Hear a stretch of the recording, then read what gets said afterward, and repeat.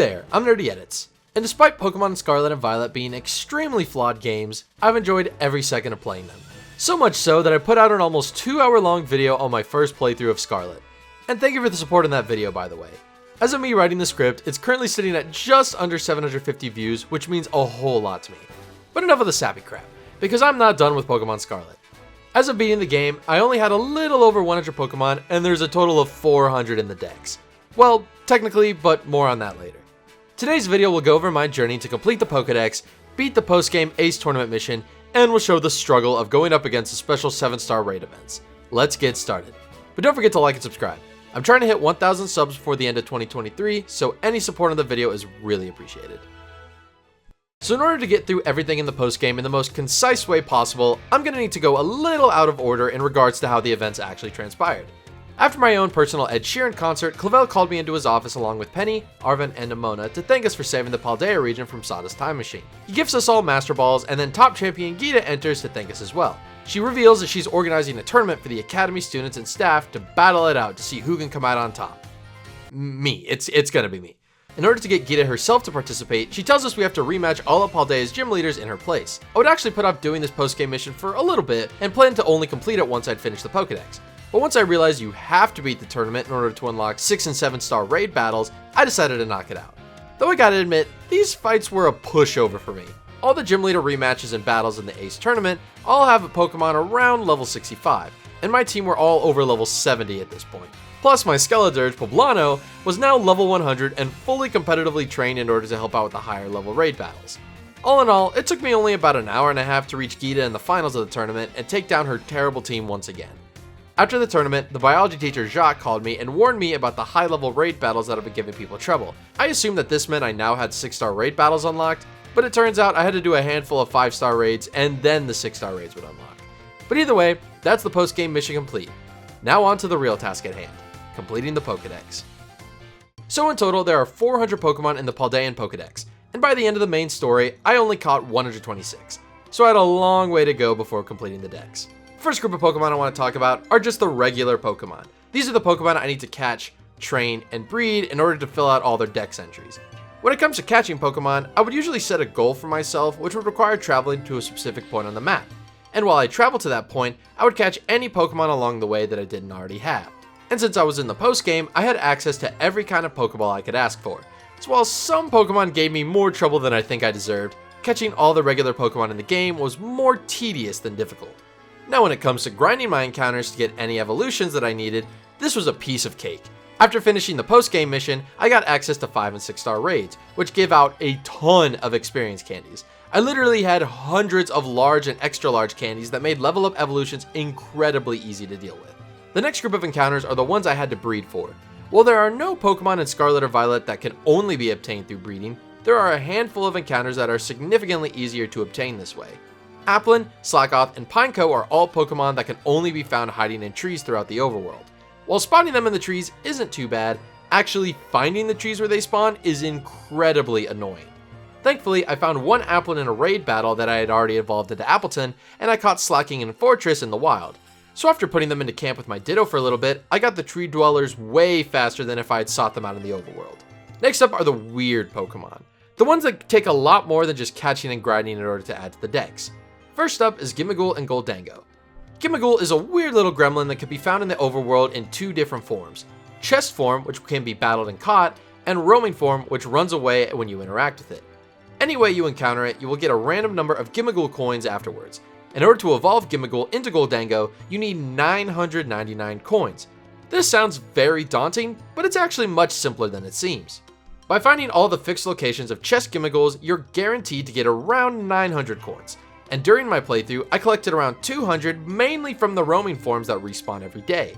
So after only a couple of hours, I swept through the rest of the region, fighting every static chest Gimmighoul I could find, and got the necessary coins to evolve my Gimmighoul into Goldango. Next up is Annihilate. Annihilate is the new evolution to Primeape, which is easily one of my favorite new Pokemon in Gen 9. Primeape literally got so angry it died, and now its spirit haunts its own dead body. And that's just awesome. In order to evolve Primeape, it needs to reach level 35 where it learns the ghost type move Rage Fist. Then you have to use Rage Fist 20 times and level up Primeape once to get Annihilate. The easiest way to do this is fast travel to Los Platos and use up all your Rage Fist PP on the low level Pokemon in South Province Area 1. Return to Los Platos to heal, then use up all your Rage Fists once again. So while this evolution is tedious, it really isn't too bad.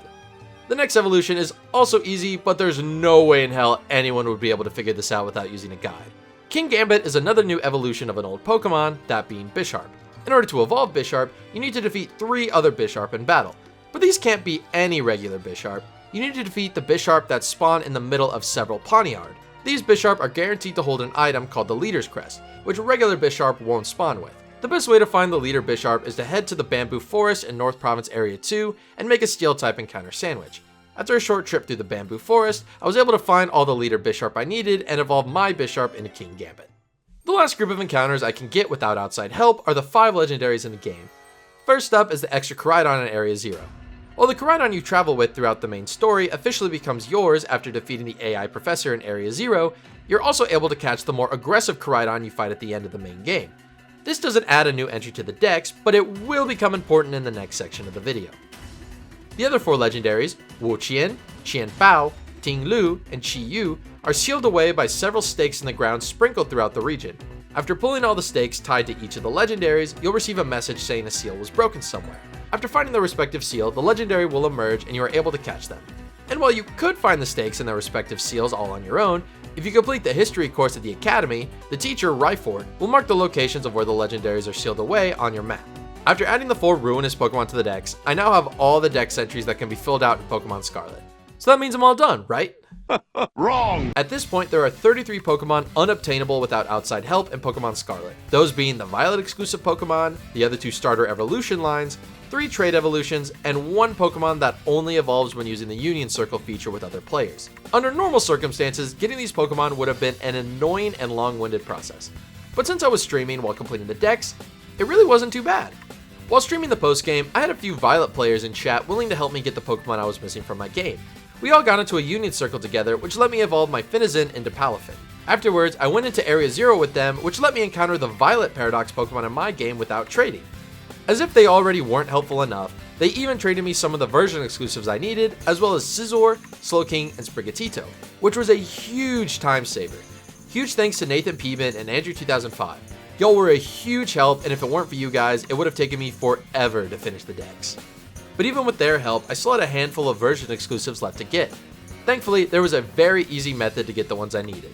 This is Austin John Plays, a Nintendo-based content creator that posts tons of helpful videos every time a new Pokemon game comes out. He had the idea to use the new trade code system to help people get the Pokemon they couldn't get on their own. For example, say I have the Scarlet exclusive Larvitar, and I'm looking for the Violet exclusive Bagon. I would start a link trade and enter the code 03160276.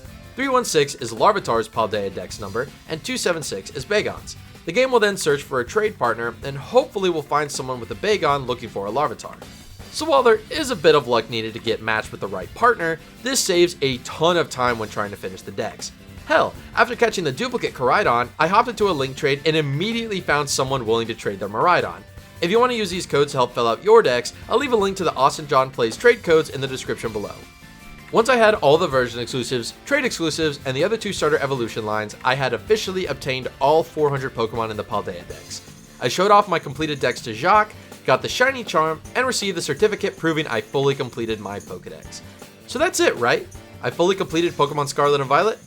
Nope, because there are still 8 Pokemon that are obtainable but don't have entries in the Pokedex. So while they technically don't count for dex completion, I had already come this far, so I figured I'd count them towards my personal completion of the game.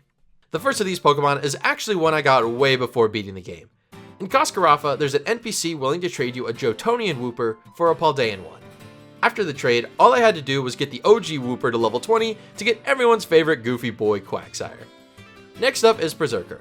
All I had to do for this one was complete every class in the language course at Naranja Academy. Afterwards, I followed the teacher, Salvatore, around the academy and helped him care for an injured Pommy. After helping him out, he gave me a level 5 Galarian Meowth. Then all I had to do was give it a few experience candies to evolve it into Berserker. Finally, we've reached the end. There's only 6 Pokemon left to cover, and they're each 3 members of 2 different evolution lines. And both of these evolution lines are only obtainable through the 7-star raid events. First one is Charizard the Unrivaled, which came out a couple of weeks after the game's initial release.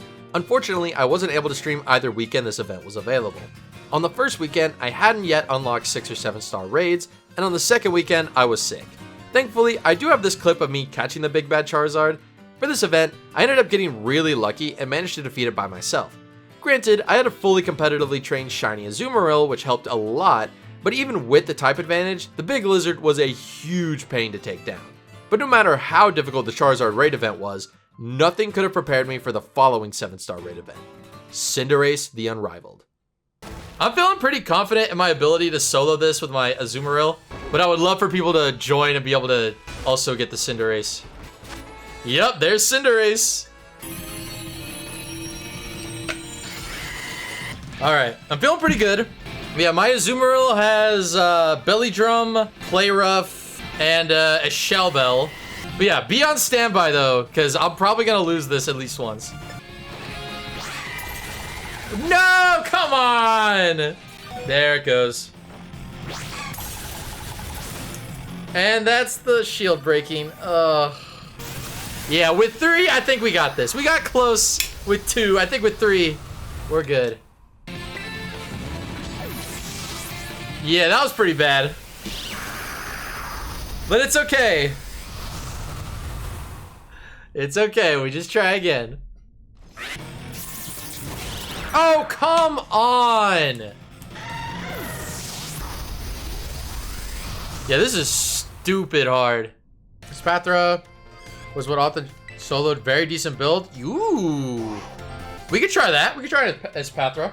I'm gonna try soloing this and seeing how it goes. See if it's as viable as it appears to be. So turn 1, immediately Feather Dance.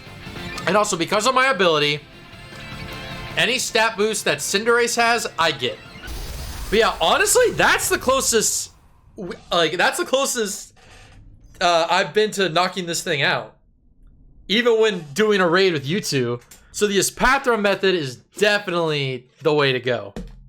Okay, ready up, ready up. Let's go, let's do this quick before it screws up again. Okay, Feather Dance, hit it. Oh, and we got the Staraptor! We got the Staraptor CPU, so that's an Intimidate drop. Oh, that is the best CPU we could have gotten.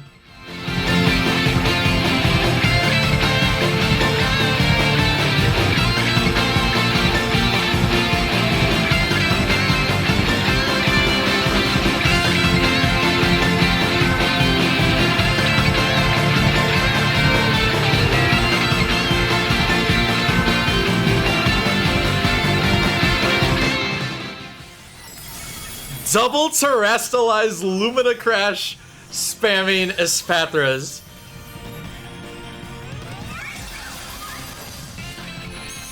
Yeah! Woo! Good job, everybody! Yeah! GG's, we earned that one. After finally taking down the 2 7-star raid events, I bred the unrivaled Pokemon to get Charmander, Charmeleon, Scorbunny, and Rabu. And with that, I obtained all 408 Pokemon in Pokemon Scarlet and Violet. Until a few days from now when the Greninja 7-star raid event comes out.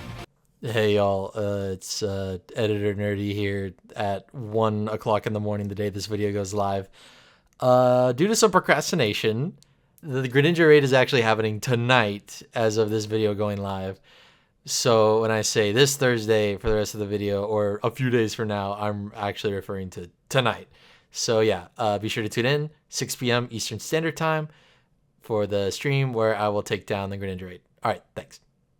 So if you want to see me take down the unrivaled Greninja and have a chance to participate in raids alongside me, be sure to tune into my stream this Thursday where I won't stop until I take down the Greninja raid. And if you're looking for more Scarlet and Violet content, be sure to subscribe to the channel. I'm currently working through a hardcore Nuzlocke of Pokemon Violet on stream, and will be posting a video of that when I'm done. Thank you all for watching. I'm Nerdy Edits, and I'll see you all next time.